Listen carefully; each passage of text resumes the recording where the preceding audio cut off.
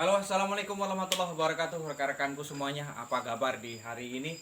Sahabat para peternak puyuh di seluruh Nusantara, kali ini di hari ini tentunya ya kemarin ada yang nanyakan ya, kenapa Pak Tumben hari ini kok ngupload sampai 3 video.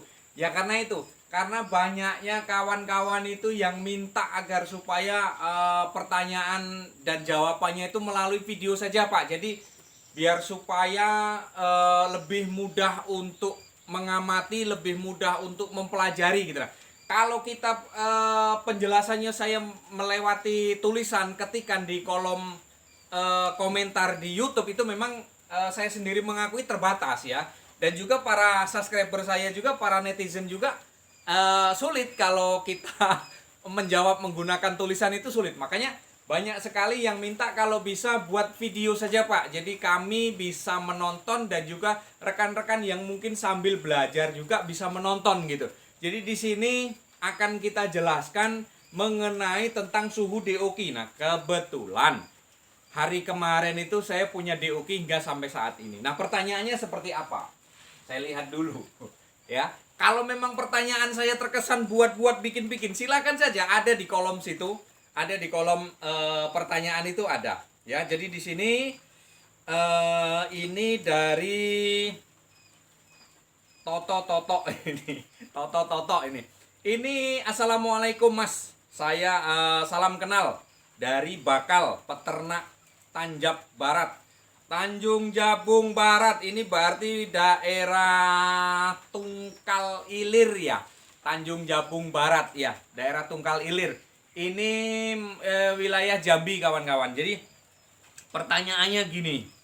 Maaf sebelumnya mau tanya, berapa kira-kira suhu ideal buat DOQ? Suhu ideal buat DOQ ya. Terima kasih Pak Toto, ini dari Tanjung Jabung Barat ya. Sebenarnya Tungkal ya. Mungkin 2,5 jam perjalanan dari sini atau 3 jam mungkin sampai ya kalau dari Tanjung Jabung Barat.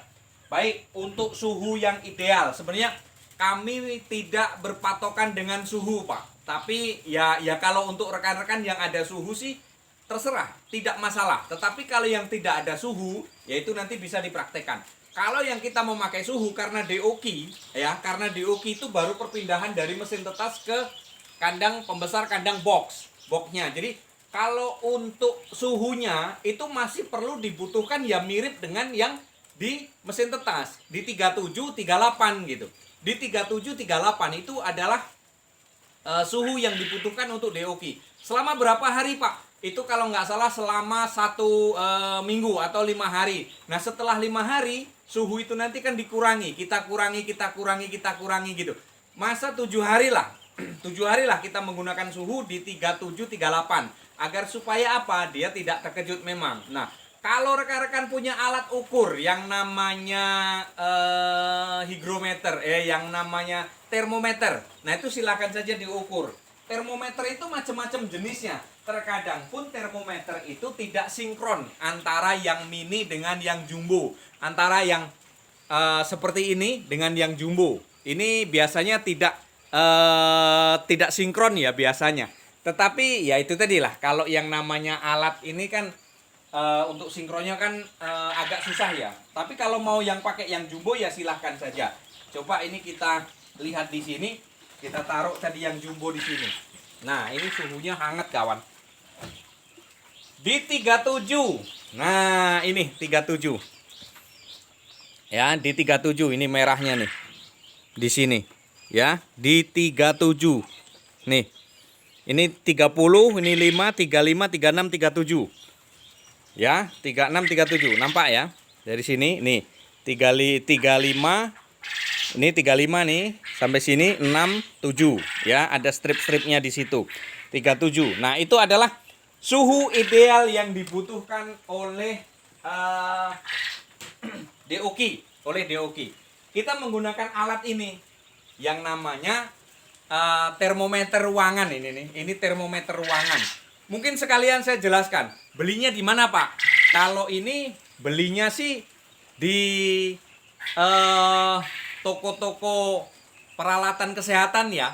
Ada mungkin jual impus, ada mungkin jual praktek-praktek alat suntik ataupun impus ataupun alat-alat untuk deteksi jantung dan lain-lain. Pokoknya intinya ini kalau mau beli ini di toko-toko kesehatan. Mungkin rekan-rekan bingung ya, beli di mana Pak, beli di mana. Ini biasanya di toko-toko kesehatan atau di KDA itu biasanya ada itu. Kalau di Jambi itu biasanya seperti itu. Nah, kalau tidak menggunakan alat seperti ini, antisipasinya seperti apa Pak? Ini paling mudah. Ya, paling mudah. Jadi gini, kita lihat DOQ di sini. Andai kata DOQ kita ini kepanasan, kalau kepanasan, dia akan berlari ke tepi kawan. Dia akan berlari ke tepi sana, ya. Kalau dia kepanasan, nah dia akan lari ke tepi jauh dari lampu. Itu kepanasan.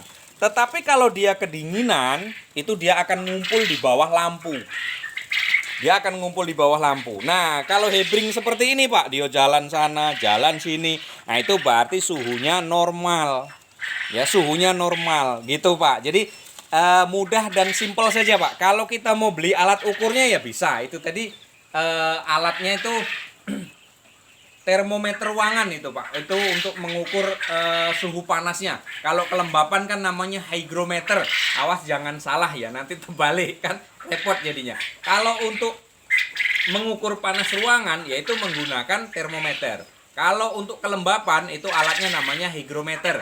Jadi disinilah kita menentukan ruangan suhu yang harus didapatkan oleh puyuh itu tadi. Memang itu harus di 37 sampai 38. Atau di sini dipasang juga menggunakan termostat digital Pak. Gimana Pak? Kita batasi suhu. Apabila nanti di 38 lebih dia akan mati. Di 37 dia nanti akan hidup. Ya nggak apa-apa. Nggak apa-apa. Cuman kalau secara praktisnya, ya kalau saya, pribadi saya sering kali memakai, saya jarang menggunakan ukuran. Saya menggunakan ukuran itu ya jarang-jarang saja.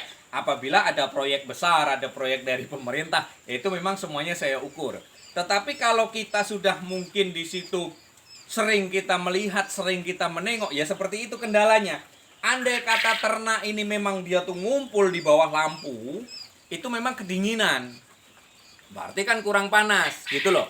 Tetapi kalau ternak ini jauh dari lampu, dia menjauh, dia ke tebing, dia sampai ke sudut-sudut dinding, nah itu memang dia kepanasan.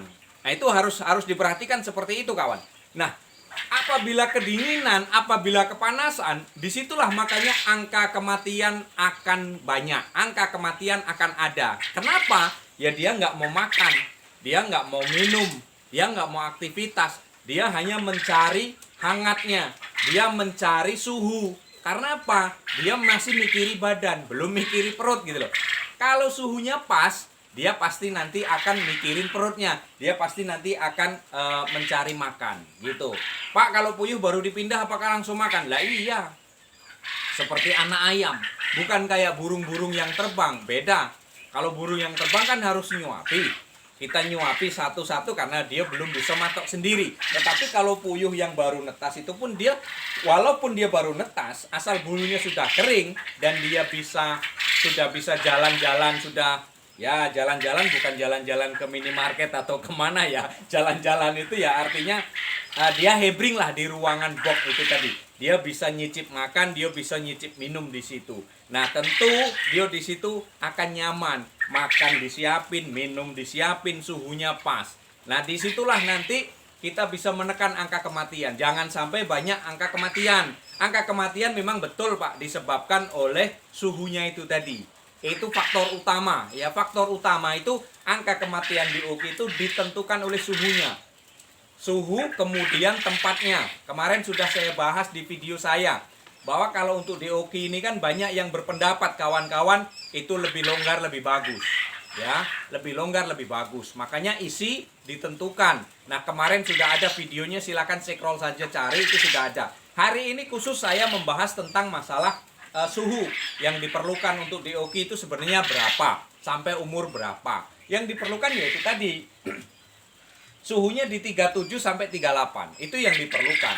Gitu. Kalau untuk penghangatan ruangan ya kita menggunakan bola lampu yang bola lampu pijar. Kalau kita menggunakan bola lampu yang putih ya itu nggak ada hangatnya dia. Nggak ada hangatnya. Maka kita menggunakan lampu pijar.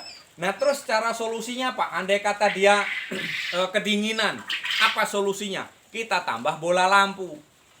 Gitu ya.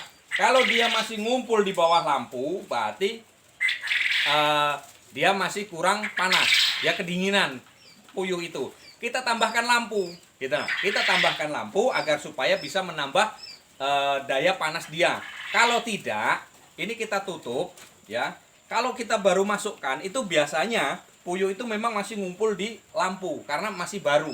Nah, terus kemudian coba ini kita tutup agak rapat, tapi ya jangan rapat betul, agak rapat biar ada celah udaranya. Nah, nanti suhunya di dalam itu kan lama dia akan hangat gitu, dia akan hangat. Maka nanti jarak 1 jam kalau asal kita baru pindah, kita intai saja Pak ya, kita intai apakah dia masih ngumpul di bawah lampu jarak 1 jam atau 2 jam, apakah dia masih ngumpul di bawah lampu. Tentu kalau dia ngumpul berarti kurang panas. Kalau kurang panas kita tambahkan bola lampunya gitu. Nah, sekarang kita balik kembali Pak Edi. Gimana kalau dia itu berlari ke tebing, berarti berlari ke sudut, berlari ke dinding, berarti dia yang dibilang saya tadi adalah kepanasan. Gimana solusinya? Kita kurangi bola lampu. Gitu ya. Nah, ini kita kayak mana ya pembahasan saya. Kalau memang kita mau menggunakan alat ini tadi, memang terukur kita. Siasat kita memang terukur. Tetapi kalau kita tidak punya alat ini, ya sudah, manual saja kita. Main kira-kira, main insting, ya.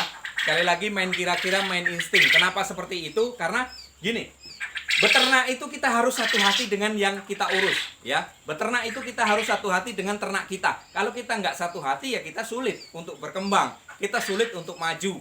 Artinya satu hati itu apa? Kalau misalkan puyuh ini merasa kedinginan, ya kita juga harus merasa kasihan, kan gitu. Kalau puyuh ini hebring senang, ya kita kan ikut senang juga. Nah, gitu ya. Jadi mungkin hanya itu Pak Toto. Terima kasih sudah masuk ke channel. Terima kasih juga sudah komen ya tentunya. Jangan lupa yang belum subscribe, ayo di subscribe. Dan jangan lupa nikmati terus video-video saya perkembangan tentang puyuh. Itulah tadi mengangkat masalah suhu yang diperlukan oleh DOQ yang ada di box kita. Nah, untuk pembahasan yang kemarin ukuran yaitu sudah ada di video-videonya.